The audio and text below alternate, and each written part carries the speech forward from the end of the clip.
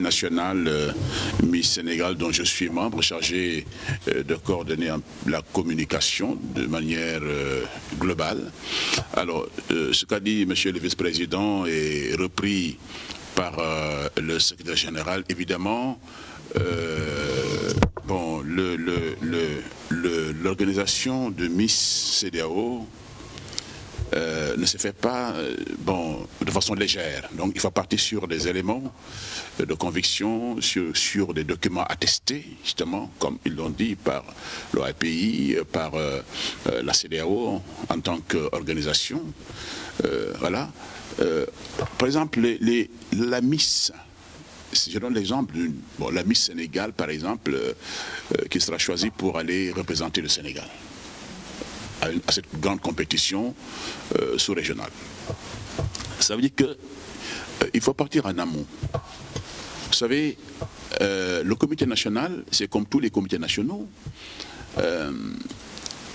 ils font 3-4 semaines, 1 mois, 2 mois, 3 mois quelquefois, pour mailler le territoire national. Alors, dans chaque région, nous avons installé un comité régional et ce comité régional, avec le comité national, se charge maintenant d'organiser des séries de castings. Et vous savez que ce n'est pas des choses faciles à organiser puisque il faut les transports, il faut les moyens de transport, j'ai dit, il faut également louer les salles, il faut louer les chaises, il faut organiser tout cela avec les localités. Voilà. Alors, ce qui vient que il faut maintenant, à partir de là, trier, voilà, faire un tri, quelle est la Miss qui va représenter cette région-là. On met à côté. Bon, on fait la même chose dans toutes les 14 régions, de manière à trouver les 14 Miss. Ce n'est pas tout. Une fois qu'on aura trouvé les 14 Miss maintenant, ce qui est un travail extrêmement pénible, hein, et sur la base de ces 14 Miss-là, maintenant faire un autre travail, on les met en situation de vivre ensemble. Ce que nous avons fait la dernière fois, c'est les mettre à Diamniadio pendant 2 semaines. Pendant 2 semaines.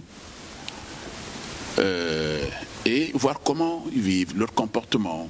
Voilà, faire des séances de coaching, voilà, sur la prise de parole, sur la beauté, sur la démarche, on a organisé tout ça. Vous savez, si nous devons capitaliser cela en termes de coûts, c'est beaucoup d'argent, beaucoup d'énergie et beaucoup de sueur. Vous voyez.